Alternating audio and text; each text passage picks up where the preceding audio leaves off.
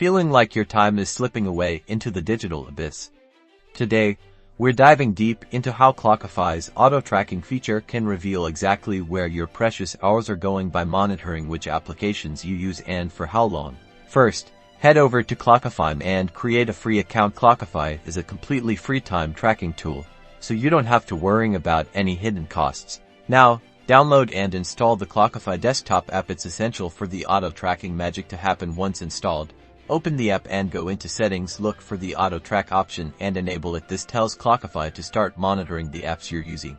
As you use different applications on your computer, Clockify silently works in the background. It will automatically log the time you spend in each app. Later, you'll be able to see a detailed breakdown of your daily or weekly app usage. To view your app usage data, go to the Reports section in Clockify. Here, you can filter your time entries by date range and see exactly how much time you've spent in each application. This data can be visualized through charts and graphs, making it easy to spot time-wasting apps. By identifying these time-wasting apps, you can make conscious decisions to limit their use and boost your overall productivity. Use this knowledge to schedule specific times for these apps or even explore alternative, more productive options. Knowing is half the battle.